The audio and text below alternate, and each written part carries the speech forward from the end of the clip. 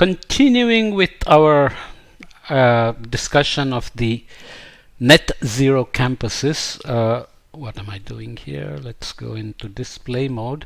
Of course, as we talked in adaptation and elsewhere in sustainability practices and also in sustaining the commons, planning and strategizing and having best practices is always very critical. Financing comes next, and unlike adaptation where you need very local risk information, net zero can keep going to just focusing on decarbonizing and on equity and injustice, so that your net zero practices don't just have a tunnel vision on carbon but also worry about the unintended consequences, if any, of your actions.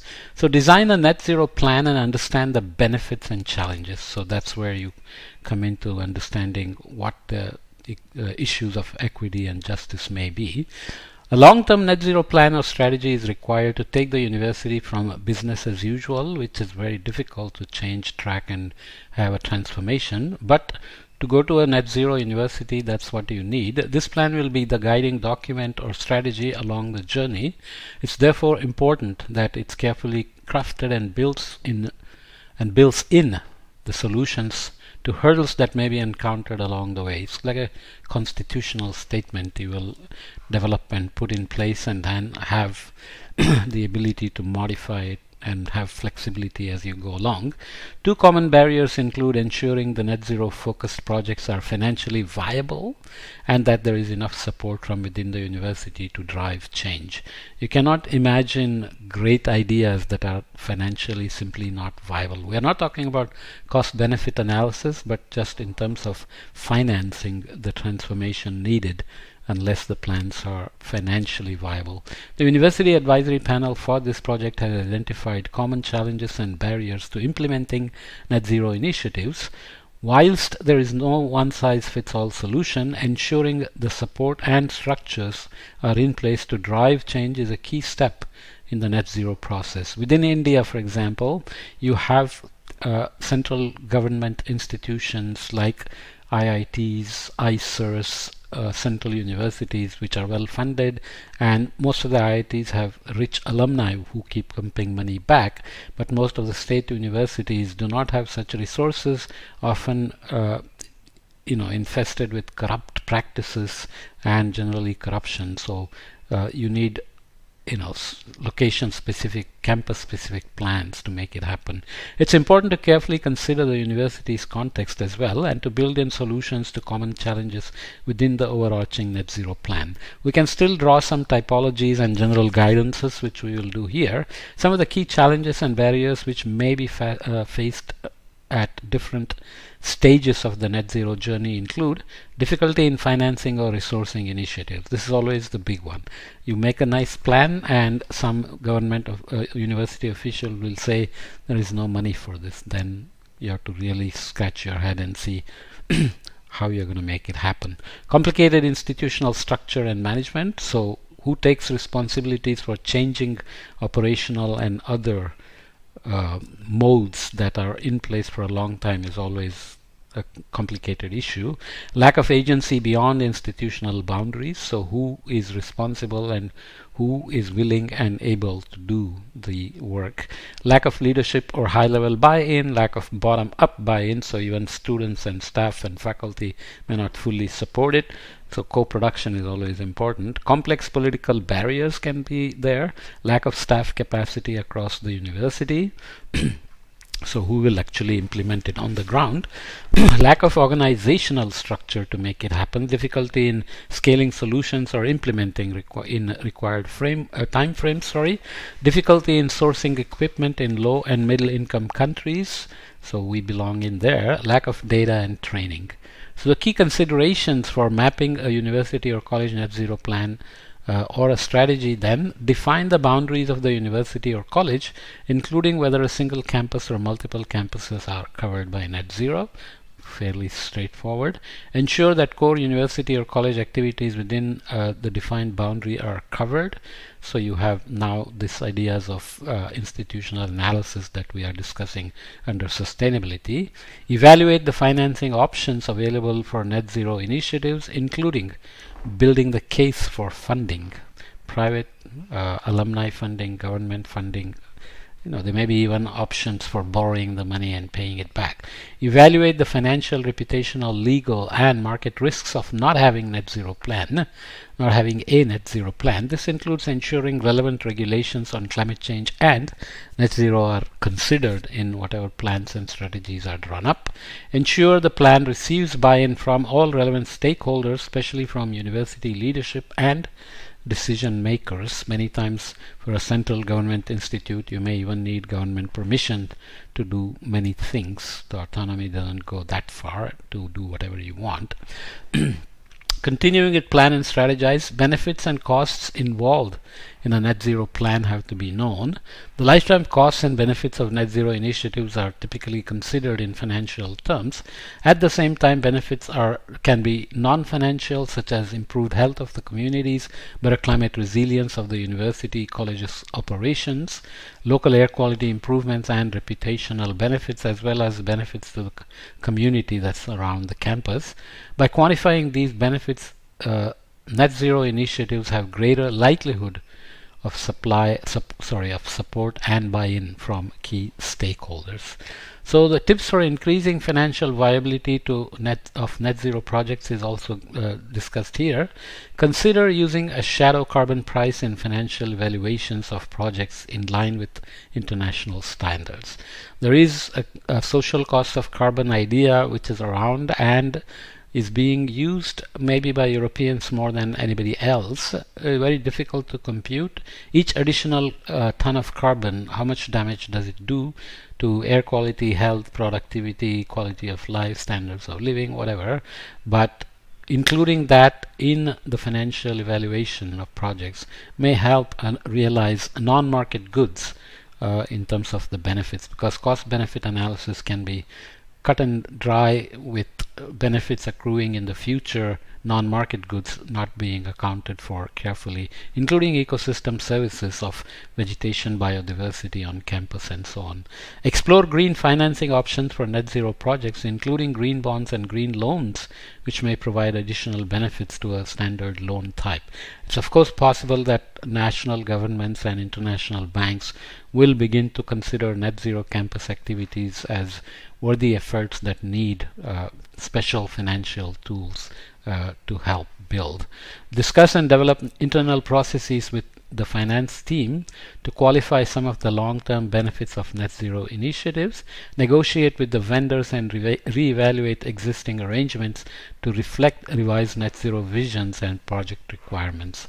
So universities do a lot of buying of material, equipments, of course food and energy and water and mobility and so on. So all the vendors can be trained to stick to your net zero goals and standards, right?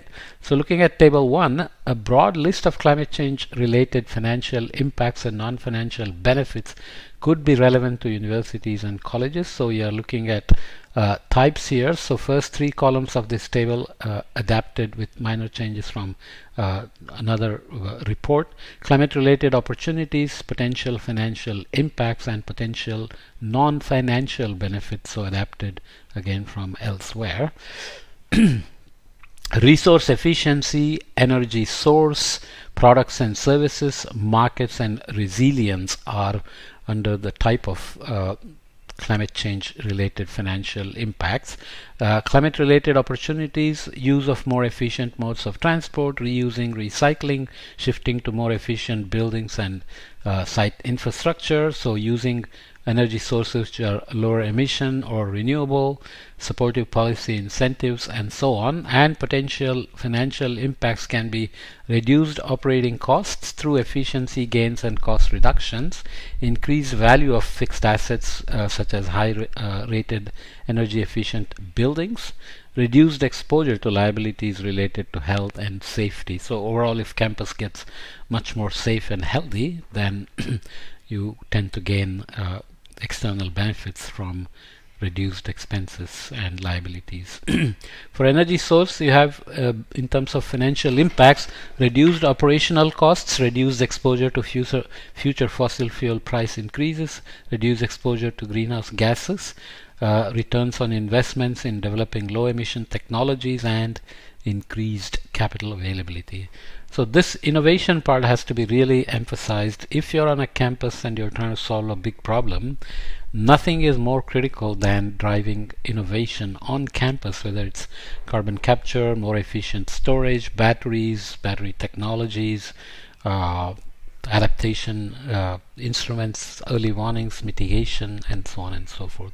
Non-financial benefits include health, safety, access to reliable sources of energy and energy security, and creation of green jobs as a part of the training.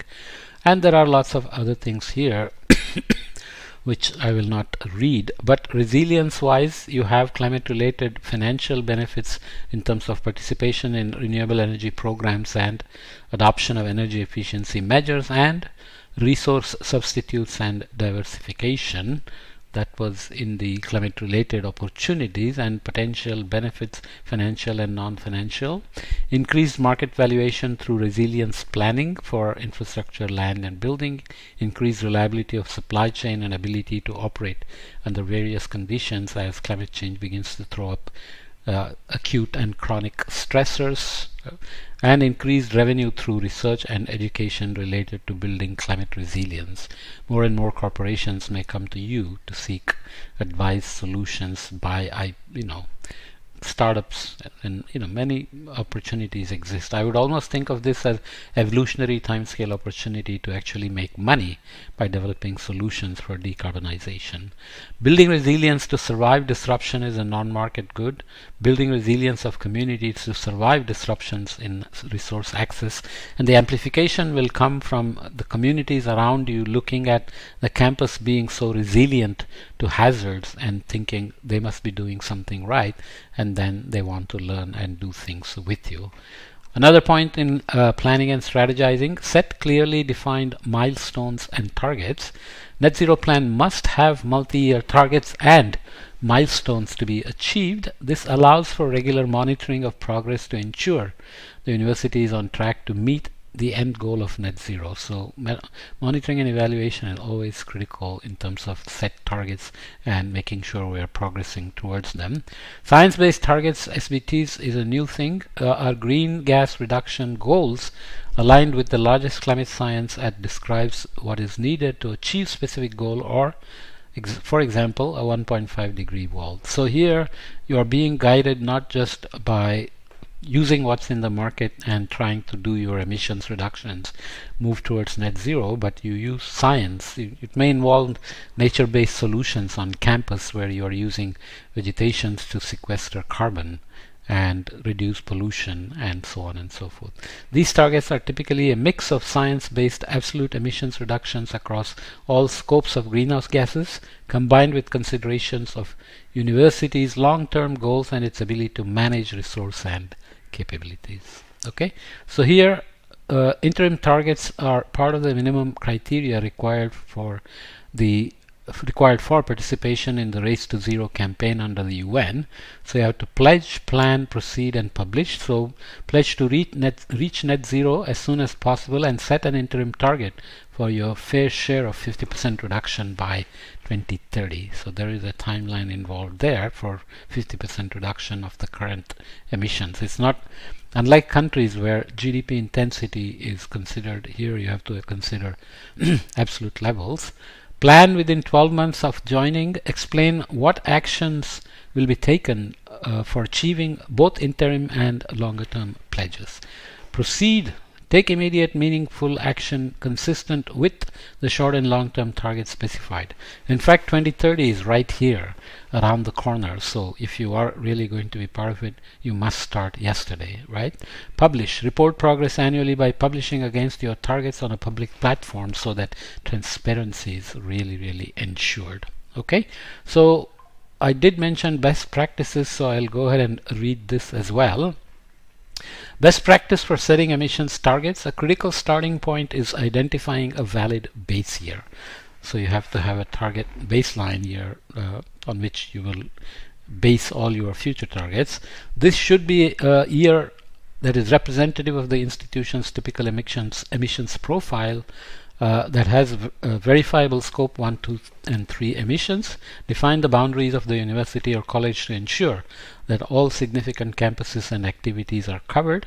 Net zero plans should include medium-term targets that track progress and mark major milestones such as halving emissions from the base year by 2030. As you can imagine, the older the date you go back to, the more cutting you will have to do, because your emissions will hopefully be lower as you go back in time. So by 2030, if not earlier, these medium-term or interim targets also enable the timely review of the performance against the latest developments in climate change mitigation and adaptation.